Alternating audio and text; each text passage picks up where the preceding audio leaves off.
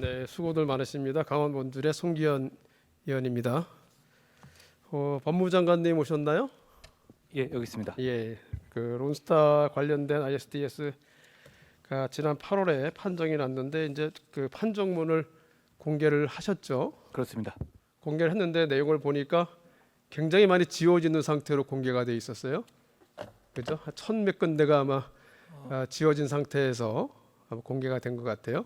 예, 그런데 그거는 저희가 이제 개인정보 때문에 그런 것인데요. 네, 예. 개인적으로 물어주시면 저희가 적어드릴 수는 있을 것 같습니다. 나중에 꼭 한번 구체적으로 필요할 때 한번 해주시기 부탁드리고요. 하겠습니다. 이게 전체적으로 보면 한 그 원 판정 금액은 2,925억인데 이자가 1,000억 정도 되고 소송 비용이 한 470억 정도 돼서 총 금액은 4,500억 정도 될 것 같아요. 그죠? 대략 이자는 약간 변동되겠습니다만 금액은 다소 변동 되겠지만 그렇게 될 것 같은데, 그러니까 제가 전체적으로 다 면밀하게 검토를 해보지 못해서 여러 가지 이제 확실한 부분을 말씀드릴 수 없지만 이 판정문상 내용을 보면 좀 아쉬운 게 좀 있어서 말씀드려야 될 것 같아요. 예. 물론 그 2003년도에 론스타가 그 이제 시중은행 외환은행을 인수할 때 그 과정 너무 지났고 그 이후도 상당히 많이 지났기 때문에 그 당시에 관여했던 분들이 사업 절차의 대상이 되긴 다 지나가긴 했지만 무죄 판결도 확정된 부분. 그렇긴 하지만 이제 상당히 그 거액의 우리 국민의 세금이 문제가 되는 사안이기 때문에 형사처벌 여부에 불문하고 내용을 좀 살펴봐야 될까 생각이 들고요. 전체적인 내용을 보니까 2003년도 당시에 금융당국이 론스타가 외환은행을 인수할 수 있는 금융자본이 해당되는 건지 산업자본이 아닌 건지 이 부분이 잘 논란이 됐었는데 그 부분에 관해서 명백하게 금융당국이 판단을 하지 않은 채 금융자본을 인정을 해서 인수가 됐다 이런 의견이 있고, 물론 그때 이제 장관님도 나중에 헐값 매각 문제에 대해서 수사를 해서 그 당시 이강원 행장이나 또 그 누구죠 변양호 씨인가요? 의원님, 저는 그 수사를 헐값 해서 매각 부분 수사는 안 했고요. 주가 조작 부분만 담당했습니다. 나중에 주가 조작도 하셨나요 그때? 주가 조작. 그래 그 전에 다른 분이 하셨고요. 예. 근데 그래도 그 내용을 아실 거 아니에요, 그죠? 알고 있습니다. 헐값 매각 사건에. 그래서 그때는 그 두 분이 아마 배임이나 뭐 이런 문제로 해가지고 기소가 돼서 재판을 받아서 무죄가 된 것 같은데, 그 당시의 수사 과정을 보면 금융당국이 그 론스타가 금융자본으로서 외환은행을 인수할 자격이 있는지 여부에 대해서 명확하게 판단하지 않은, 지금 생각을 하면 직무상 명확한 자기 의무를 다하지 않은 부분이 좀 있었던 것 같은 생각이 들고. 의원님, 당시에는 금융자본, 산업자본이 아니라 금융자본이라고 우리 금융위는 판단을 한 게 아니라 인정해 준 어쨌든 겁니다. 그 당시에 외환은행 쪽에서 BIS 비율이 8.0 미만인 6점 얼마로 해가지고 해당된다 그래서 인수할 자격이 있다고 했었던 것 같고, 예. 근데 그 부분에 대해서 이후에 세 차례 명백하게 걸쳐가지고 인정을 됐어요. 근데 나중에 2006년도에 보면 그렇습니다. 감사원에서 그 사건을 감사를 했는데 예. 그때 보면 론스타가 산업자본일 가능성이 많다. 그래서 그 부분을 명확히 심사하지 않은 것이 지적이 됐어요, 감사원에서.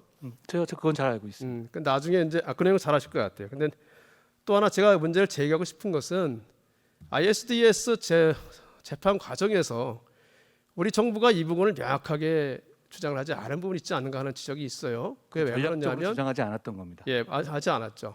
이게 뭐냐면 그 당시에 ISDS 재판을 중재를 법무부에서 수행을 하긴 했지만 금융당국에서도 같이 관여를 했었잖아요.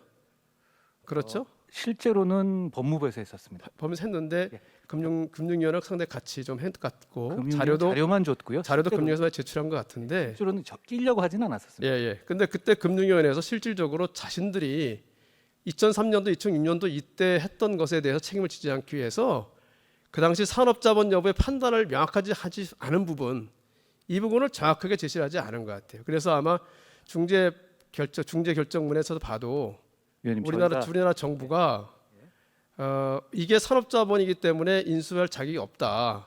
그렇게 해서 법적 절차에 따라서 장래 매각 명령을 했으면 다른 법적인 절차 위반 소식 없이 그 진행이 됐을 텐데. 저한테 거기서 30초만 주시면은 어떨까요? 제가 얘기하고 나서 그러시죠. 제가 이런 의견이 있다라고 말씀드리는 거예요.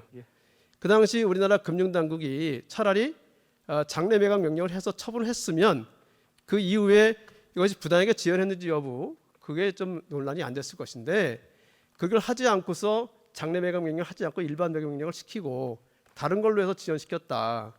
그런 부분이 우리나라 정부가 금융당국이 적법 절차를 통해서 그것을 제재할 수 있었는데 제재하지 않고 다른 방식을 했다. 뭐 그런 내용이 들어가 있어요. 그죠, 장관님? 예.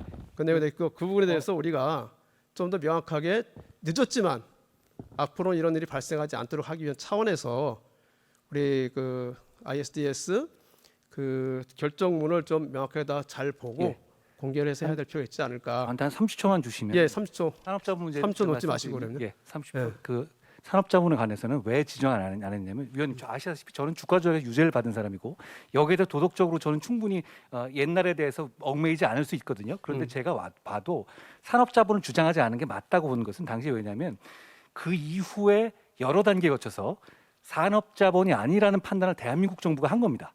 그러니까 ISDS는 대한민국 금융이랑 싸우는 게 아니라 대한민국 전체에 대해서 평가하는 것이거든요. 그런데 그 단계에서 갑자기 ISDS에서 산업자본이었다라고 하게 되면 대한민국의 입장을 그동안의 입장을 번복하는 게 되거든요. 그러니까 ISDS 재판이라는 것은 투자자와 우리 국가와의 재판이기 때문에 거기에 대해서 앞에 있었던 우리의 판단을 뒤집는 게 되기 때문에 근데 이제 재정 이게 결정 승소에 유리하지 않다는 겁니다. 보시면 재정문을 보면 재정 결정 보면 한국 정부가 그렇게 처리했으면 되는 건데 그렇게 법적인 절차에 따라 처리하지 않았다 이런 부분이 아마 아닙니다. 책임이 그렇지는 됐다는 그 견해가 있어요. 산업자본 문제는 게다가 산업자본 문제는 글로벌리 무조건 통용되는 원칙도 아니거든요. EU나 일본 같은 경우는 미국 같은 그렇게 산업자본하고 금융자본하고 완전히 분리하지도 않아요. 그러니까 그 당시 우리 정부가 그 인수자격 여부 대주주로서 인수자격 여부에 대해서 명확히 판단을 하고 그 여부에 따라서 결정을 했으면 괜찮은 그 이후에 불필요한 지연 그 시비가 생기지 않을 수 있지 않았겠느냐 이런 의견이 있거든요. 그래서 2011년 단계에서는 산업자본이 11년이 아니고 아니라고 2006년부터 명확하게 들어간 답을 거죠. 했거든요. 2006년부터 그렇습니다. 그러니까 매각을 하려 했는데 예. 그때 처음에는 국민은행하고 그 인수 협상을 했었나요, 론스타가? 그 다음에 안 돼가지고 HSBC가 했다 또 안 됐죠. HSBC 하나. 그 다음에 변양호씨 사건이 무죄가 되면서 그 다음에 이제 매각이 가능하게 된 거잖아요. 그러니까 그 과정에 있어서 우리나라 그 당시 금융위원회가 그 자본에서 먼저 짚고 넘어갔다고 하면 그런 시비가 더 이상 없이 일찍 종결될 수 있었고 그렇게 되면 이후에 ISDS 문제도 더 잘 정리될 수 있지 않을까 생각했는데 이후에 ISDS 중재하는 과정에서도 금융당국이 당시에 이런 부분에 대해서 명확한 판단을 하지 않았다는 부분이 잘 드러나지 않고 어떻게 보면 그 부분을 본인들의 과거 책임을 좀 면책하거나 하기 위해서 일부러 숨긴 것이 아닌가 이런 의심이 많이 있어요. 하여튼 제가 나중에 개별적으로 상세하게 설명 기회를 주는 그 부분을 우리가 조금 더 법무부도 잘 분석을 해보시고 예. 장래를 위해서 이게 그렇습니다. 사실 그런 게 있어요. 그 당시 참여정부였다가 MB정부였다가 막 정권이 바뀌는 과정에서 각각의 정부 어느 누구도 건드리기 쉽지 않는 그런 문제가 된 거예요. 내가 볼 땐 그런 게 있거든요. 그래서 그런 부분이 우리가 국가적인 차원에서는 예. 이제는 어느 정도 결정이 됐고 결정이 나왔으니까 그것을 잘 검토해 볼 필요가 있다 이런 생각이 들어서 말씀을 드렸고 나중에 뭐 장관님께서 그 가려진 부분을 다 공개해서 말씀을 해주신다니까 그 내용을 가려진 좀 건 보고, 이름 정도입니다. 예. 내용을 보고 한번 다시 하도록 예, 하겠습니다. 그럴 기회가 있었으면 좋겠습니다. 한 가지만 간단히 더 이제 장관한테 질문을 해드리겠습니다. 2016년도에 헌법재판소에서 구치소의 과밀 수용행위가 유연이다라는 결정이 나왔어요. 그렇습니다. 그 상당 부분이 손해배상 사건도 있었고 손해배상 사건에서 일부 인정된 경우도 있고 지금도 진행되는 게 있어요. 예. 근데 그래도 지금 아직까지도 교도소 과밀 문제는 해결되지 않고 있어요. 여전히 마찬가지로 과밀 수용 상태에 있는 거죠. 2016년에 120% 넘었는데요. 지금은 네. 103%까지 내려온 상태입니다. 많이 내려왔는데 아직도 넘어 있잖아요. 예. 그리고 지금 그것을 해소하기 위해서 여러 군데 교정시설을 만들려고 하고 있는데 만만치 않아요. 그죠? 저는 안양에서 지금 안양시장님과 저희가 하고 있는 게 있는데 그것만 되더라도 해소될 거라고. 맞아요. 지금 그 부산 구치소 문제도 계속적으로 2017년부터 하고 있었는데 아직 해결이 안 되고 있고 안양교도소 역시 이제 우리 장관님 말씀하신 것처럼 지금 이제 적극적으로 노력하고 계시는데 2017년부터 법무부가 꾸준히 예산 신청을 해왔지만 역시 기재부가 잘 인정하지 않았던 그런 측면도 있어요. 그리고 또 각 지역을 보면 주민들의 반발이 많은 부분도 있어요. 그게 제일 어렵습니다. 예, 어렵죠. 그래서 제가 말씀드리는 거는 수용 시설을 새로운 교정 시설을 설치하는 지역에 그러니까 주민들이 수용성을 좀 높일 수 있도록 주민들의 수용 높일 수 있도록 하는 제도가 필요하지 않은가 그런 생각이 들고요. 예. 그런 점에서 법무부가 적극적으로 한번 검토해 주시기를 요청을 드리겠습니다. 이번에 저희 안양시장님하고 하는 모델이 전국에서 충분히 보실 때 좋을 거라고 생각합니다. 높이 짓고 나머지는 녹지로 시민들이 활용할 수 있게 되는 구조여서 저는 충분히 이걸 보시면 아 괜찮구나라고 생각하실 수 있을 것 같습니다. 부산구치소도 지금 구치소 교도소 간의 문제가 좀 있기도 하고 여러 가지 문제가 정말 있잖아요. 오래된 난제입니다. 예, 그런 부분이 있으니까 그런 부분이 주민들이 받아들일 수 있는 제도를 만들 필요가 있지 않은가 하는 생각이 듭니다. 잘 설명하겠습니다. 예, 예.